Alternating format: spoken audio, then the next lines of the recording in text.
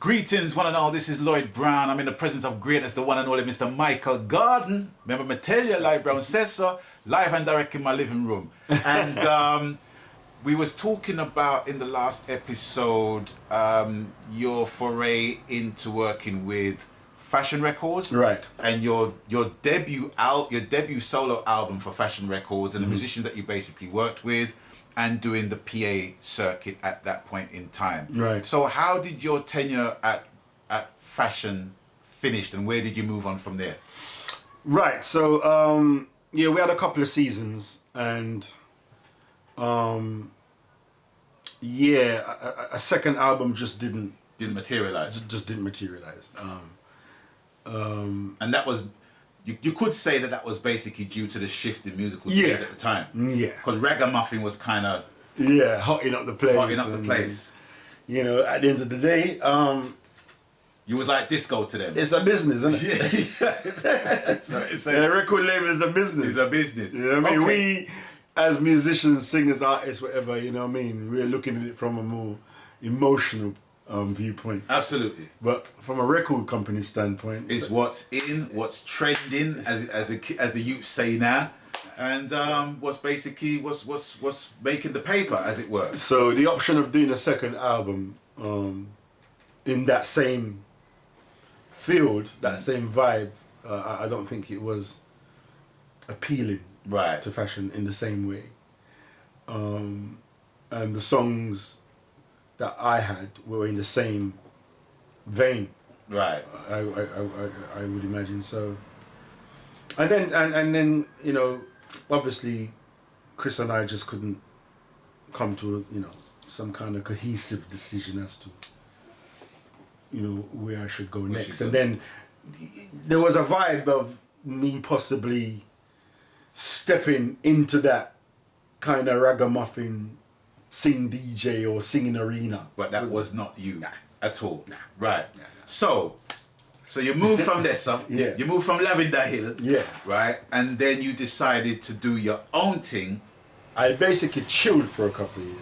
Okay. Yeah, I decided to chill and take stock of what was going down. And then, I had really young children at the time.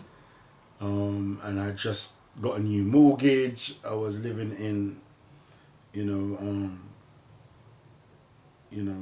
West Norwood side, or Norwood, and and it was kind of cool. It's like, I think for the first time in many years, I was like really dealing with family life. Sure. Do you know what I mean? Because I had older daughters, and then Jad decided to give me some more children. Right. And I thought, this time, wow, I'm going to be daddy again, so I'm going to take full advantage of this, because I wasn't around for the first two much, you know what I mean? Yeah, Not because I didn't want to, but I was on the road a lot of the times, or in the studio, and so this was like really exciting. Do you know what I mean? Because I thought, I'm going to take some time out. And that was just like amazing. I'm so glad I did that. So there was a 5-year period where I wasn't really on the scene.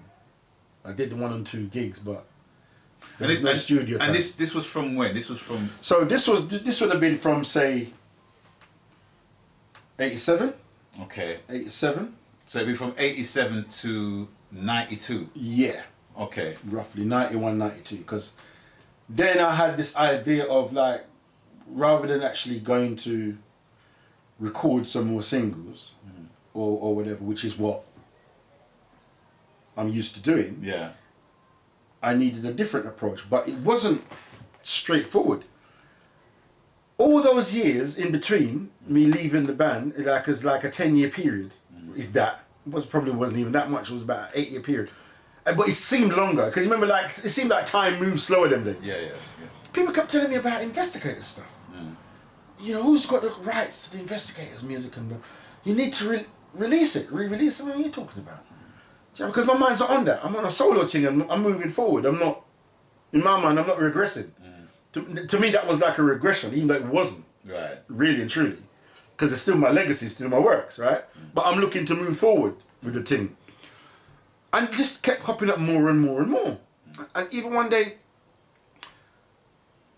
after me leaving fashion and all of that, and I used to still go down to Dub Vendor, buy my records, you know, even though I was living in South Norwood, because that was the place to go, you know. One day John looked at me and goes, Michael, who's got the rights to the investigators material? I goes, I mean, people keep asking me that. Says, why? He goes, boy, you need to get that stuff out because people want it. What are you talking about? Lo and behold, when I really dealt with it, looking back, what was happening is because reggae companies didn't catalogue their music in the same way like, you know, major labels. Yeah. So when a major label had a hit artist, a hit album, hit single, ever, it would be catalogued. And that's something they kept, ever so often they would re-release it, get some copies out there, because people, you know what I mean? We didn't have that in our thing. Once a record came out and it done what it had to do, that was it. There was no back catalogue as such. Yeah, some people kept it, but not to re-release it in so quickly or whatever. Maybe like Trojan and them, man, they're way down the line. You know what I'm saying? So you just moved on to the next project. So, but what happened? The introduction of community radio came in. Okay. Right? So even though like independent labels didn't have that, you know, that platform to keep things in stock, as it were, the introduction of community radio came in. Because I hate to say pirate, community radio. Yeah, and that They started to play that music. play it and just keep it in the And keep people. the vibe. Yeah. And that's, you know, like you say, man scrubbed on and real. So there was no other outlet because we weren't getting no mainstream play. Apart from the odd tune that would hit. Like your Silly Games or Your Money in My Pocket. Yeah. Or when Bob was around doing his thing, there was, you know what I'm saying? For the other artists, Yard and Abroad, they didn't have that platform. But community radio gave us that platform. Unbeknown to me, I didn't realise what was going on. So I was puzzled at one point as to why do people suddenly want this song? Where they hit? They have it in their catalogue. No, but it's pirate radio. I don't like to say pirate like that. Community radio. That was giving the thing a second lifeline. And people then were reminiscing.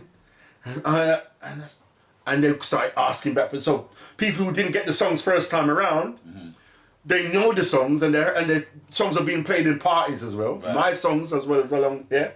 And that's what happened. And then at that point in time, is like the CD thing was basically Right. started to be The prevalent. CD thing, even though the CD thing didn't take off for reggae, it was still a vinyl. Yeah, the CD, it took a while. Yeah. Right? So I'm putting two and two together, I'm thinking, there must be something in this then, isn't it? Right? So, while I'm, you know, pontificating about this, a couple of brothers came to me, I'm not going to call their names, and said, it was, you know, family friends. We were having a conversation about music, and then the same thing came up about investigators' material. Right. So after a while now, I decided that, you know what, maybe it makes sense to do this. Do you know what I mean? Because it seems at one point now, it was like every other person was asking me about this. And I was having a conversation with these guys and they showed an interest. But that was that. Following day, I got a phone call from one of them saying, you know what, we were talking about the thing they investigated. We want to do that, you know. I said, word? Yeah. Goes, yeah, we want to be a part of that because I know you're saying that you want to put it out and about, you know, could we be a part of it? And I'm thinking to myself, well, I've just had some, you know, I've got my babies and, you know, I wasn't broke, but at the same time, my little change, I need, you know what I mean, to dispense with the family, really and truly. Yeah. So that change that I was going to be using, and then, you know, when you got a family team, you got to use caution. Yeah. So I'm not looking at the team. I wasn't a negative, like, I'm going to put this album out and it's going to make me loads of money. I'm still thinking, suppose it don't do, What it's supposed to do. and then I'm spending that money. Yeah, and you lose out. Yeah. But the men them coming to me and they were saying to me, listen, we'd like to put up the money for it then and rare. Okay. You know, and if we can work out a percentage, nothing to do with the publishing and nothing, just returns. Yeah. I'm thinking, well, why the hell not? And that's what happened. Did the album, got the tapes together, didn't even, Because lo and behold, Derek gave me the tapes. Right. Okay. Many years ago, he gave me the tapes. Right? And the other man them weren't best pleased. Okay. Yeah, but I own the copyrights to them by him giving them to me. Right. Because none of them were signed. They weren't signed up to him or nothing. Because he was very open. And when he was passing, before he passed, he was sick. We didn't realize he was going to pass us. And it's just like, he just had it in him. He just came one day to my place and gave me the tapes. I had all the tapes in this. 2-inch tapes. I says, I want you to have them.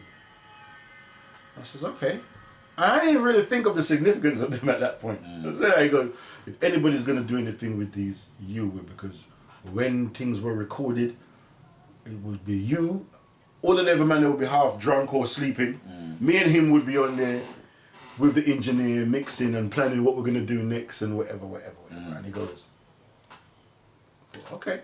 So I became the licensed owner of them. Oh, licensed owner of them. So basically, so they came out on Sweet Freedom. Right. So I developed my label. Sweet Freedom. Yeah. Okay. So that was basically. And that's when I learned about publishing because I wanted to do it properly. So none of those songs were published before then. Right. Yeah. And that's when I was able to become a member publisher of PRS straight. Right. I didn't have to wait. I was just a member. I became a member. So let me ask you a question. So when all those songs were basically played on national radio. Yeah. Right. Were the publishing royalties were they kind of no. Were they held in lieu? They were held in lieu for a period of time and then they were dispensed. Okay. Because nobody claimed them. In the time. And that's how the publishing term works. So Okay. that's it. So when I got the understanding, we lost thousands. Because like I said before, Derek was also on a learning curve. He didn't know how the thing worked. So even though he had published by Ice Music, it wasn't actually registered. Yeah. None of those songs were registered. Yeah. I didn't know. He didn't know. Yeah. Right? But there were our songs, so anybody could have registered them. Yeah. So it's like If anyone had the propensity to do that, yeah. they would have done that. But So- lo and behold, they didn't. So it's like what he had done. He had basically put up fake cameras to stop people speeding. Yeah. More or less. Right?